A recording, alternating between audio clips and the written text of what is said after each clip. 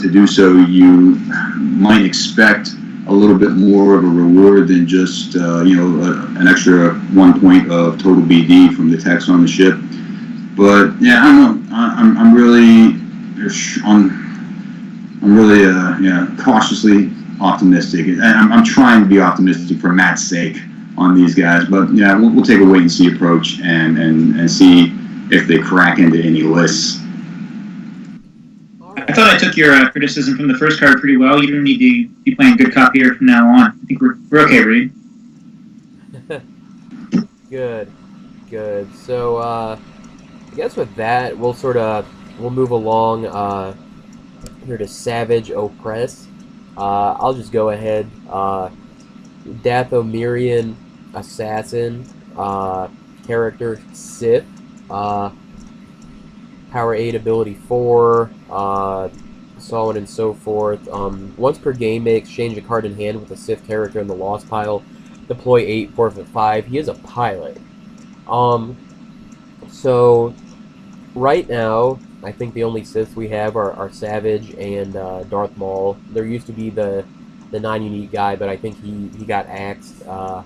Yeah, actually, there's also Asajj Ventress. Oh, okay. So that's good. So I mean, you could play this guy. This guy seems like he maybe. I mean, he's expensive to deploy, but maybe okay, and bring him before me. Power 8, and with Emperor's Power, you could draw 2 Destinies or whatever. That doesn't seem terrible. And then, if you play him after you played a Maul or an Asajj Ventress, you can get one of them back. The other thing you could do is just play 2 copies of Savage, and when you draw the second one, get back the first if you already lost him. Right now, being an assassin, not super useful, but potentially could be at some point. So, I don't know. It seems okay. I guess my impression is that it's kind of maybe a fringe card that'll be in some decks, maybe not a ton right now. As more Sith cards get released, if they do, certainly his value would go up. Reed, your thoughts? I'd take a flyer on this card, maybe in some decks for a fishing Maul out of the lost pile, having essentially a 4th Maul, but a different body to go along with it. 8 force is steep, but something you can plan for. Matt, did you really need the limit -4? Like, if you have 4 Sith characters at a site, you should be able to just deploy your whole hand there if you want, because you already got the site on lockdown. Yeah, I'm a stickler for that kind of thing. I just wanted to be better safe than sorry on it. Obviously, we just talked about how there's only 3 different Sith cards in existence right now, and one of them is this card. But we just kind of wanted to make sure that this didn't get a little out of hand with anything else we made in the future with more Dathomirians. Dathomirians do make a lot of appearances in the Clone Wars and also a little bit in Rebels, so we didn't want to kind of put ourselves in a place where eventually we're like, oh man, we can get this 8-power character for nothing. That was me being overly cautious mostly. All right. Not a ton else to say. I guess he is a separatist, which is interesting. And that's maybe one thing I've been kind of glossing over is, all the different, there's separatists. We've got set 7 or episode 7. A lot of different icons, which could, open up or limit certain interactions or possibilities depending on, various decks that either exist or come out in the future that say you can only play these types of characters or whatever. But, pretty straightforward card, but seems okay. I can just add about BHBM, Brad. Like, high power draws on its own, and then not only does it draw on its own, but it's got the ability 4, so you can add with Emperor's Power. So it's 8 power and 2 draws. Seems like a natural fit. Yeah, I mean, I know some of them. Yeah, I think you probably can make room for one, especially because you're already going to have some number of Darth Maul with sabers, more than likely. So fishing one of them out as well, not the worst thing. Matt, you had something? Yeah, so the first thing that I thought when I saw this card was that it felt cool because it was like a Magic the Gathering common beast card, like really expensive but a really high power. obviously has a lot of drawbacks like the low destiny and the lower forfeit for something of this caliber. But that kind of concept design-wise really pulled me in. I really like that about it. So I'm excited to kind of see who can play this card in different ways, different decks. Obviously, bringing McCormick is a good place. But Reed, let me ask you, most decks that play EPP Maul, I would say a lot of them run 3 Mauls. So let's say you're playing a deck that has 3 EPP Mauls right now. Would you consider taking out a 3rd Maul for this guy to kind of get your 3rd Maul anyway and also have a different character at the same time, running the risk of not getting your Maul early on and getting this guy instead? Nah, man. I want 3 Dark Mauls, and then this guy can be potentially the 4th with a body attached. But I'm not taking out a 3rd Maul for this guy. No way. All right. Yeah, I mean, this guy, even though it'd be super expensive, you know, ability 4 on a pilot is always potentially useful in sort of a desperate situation, you know, on a Maul. Yeah, so you're really desperate for that. He doesn't even have power to ship. Yeah, I mean, I've seen worse, but you know, having the option there, I guess, is good. Also, that means maybe it's a thing to balance him out so he gets blown out by Scramble. Was that the thought? Maybe not. I can't say that was the intent. Okay, fair enough.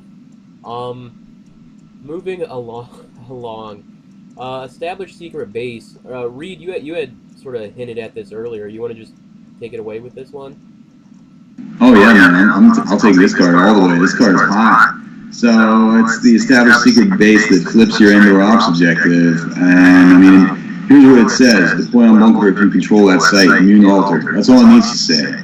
I mean, no, it also pulls Ender sites for you, and there's, I guess, some sort of removal condition. Yeah, so the opponent can knock it out if they control the bunker. That's fine and dandy, but again, harkening back to Legacy, people who remember back when you could actually flip your Ender Ops objective, that was a big thing. It was a big force in the meta, mainly because of the stellar text on the 7 side that limits the opponent to 1 battle destiny in all battles everywhere. Well, now, it looks like the D&D team is bringing Sexy back and bringing that deck back into the meta. So all you have to do is build basically whatever kind of deck you want to build off of EOPS, because it's a supremely wide open platform. You can build main space, you can do stupid Star Destroyers, really anything you want off of Ender Ops. And now you can actually flip the objective, because in order to flip, of course, the condition is you have Ominous Rumors and Established Secret Base on the table. Ominous Rumors, you just deploy for 2 floors, and now you have this Established Secret Base that can deploy for you, unlike the original one, which has some absurd deployment condition, which I think you have to control for your Ender sites in Kingdom 4 or something like that. You have to go way out of your way to do it. This allows you to flip the objective, so... I think it was as recently as like maybe it was a couple NPCs ago. People were playing Ender Ops mains. You can take a deck like the CRV that I won't stop talking about, and you can play a very similar deck off of Ender Ops instead, and gain there are definitely some advantages to playing Ender Ops as your platform. First and foremost being that you can alt start according to my design to get an Emperor on the table against Throne Room, and then of course once you're flipping the objective, you're talking about getting the battle destiny limitation. So I think that this is a big time splash card, and people are going to start building Ender Ops decks right away, and you'll see a lot of that as soon as the set hits. So I actually can't even pretend that D&D can take credit for this. This is actually a player card. Development saw this and liked the concept. It's literally establishing a base by getting your sites out. I'm also excited to kind of see what people can do for a flip Ender Ops. First time we've seen that in a long time. Yeah, I just, I think it might be Matt Sokol's card. I saw him asking if people liked it on the forum, so I just interpret that as it probably being his card. And I know he's that's one of the ones that's played that has played mains off of Ender Ops. Like he was one of the ones that I had in mind when I made that comment, because I know I can't remember when it was, if it was this past NPC or maybe even 2 NPCs ago, but that's a deck he's been known to play as mains off of Ender Ops. Yeah, definitely. I really like the simplicity of this card. I mean, in some ways, it's almost like the the stolen data tapes or whatever in the deck that starts the Tantive. it's kind of a MacGuffin. You just sort of need it out there, but I mean that's fine. I like that there's not 10 lines of text tacked on just because you can. Basically, one line how you deploy it, one line how you cancel it, and one line it does something, and that's it. So yeah, good card. It'll definitely open up some new avenues. So pretty cool. That's really, I guess that's really all I have on it. So if no one has anything else, we'll maybe jump on down to the next rare indoor effect that got virtualized. Security precautions virtual. Deploy at a location. Your force generation is +1 here, so that is similar to the non-V. Unless opponent occupies a battleground site, Carillion Engineering Corporation is suspended. Lame. Once per game, you may restore a hit, adjust hit starship to normal. Also pretty lame. Alright, so immune to alter. So for the listeners, if you don't realize, Brad played quads at the NPC this past year. Yeah, it was glorious. Oh my gosh. I haven't had that much fun in years. Your opponents probably haven't had that little fun in years. Oh yeah, it's like that's what's fun though, is just making someone maybe just not want to play Star Wars cards anymore. No, it's all things being equal, this is a card that probably should exist. It doesn't straight up completely stop, the quads and everything. If you want, you can try to set up, some sort of, guy on a speeder or, EPP at the forest or something, to get it in effect. Interestingly, my guess is the intent, was to sort of shut down the bonus to the weapon draw, but it really actually will have a function of sort of choking, because the various deploy bonuses and reductions given by Carillion Engineering Corporation as well. It gives, restoring a hit ship once per game gives you a chance to get out there and try to probe a little bit, which is good. Maybe one of the things that's sort of interesting is what will happen, because there's another hidden base deck that's had some success here and there, this Brian Fred, Matt Scott sort of snub fighters or whatever, and it definitely, I think, would maybe want to see that your opponent is not running the security precautions that makes you lose 10 force or whatever. So that's an interesting deck building decision. Although I think for most decks it'll probably be pretty obvious which one makes sense for each deck.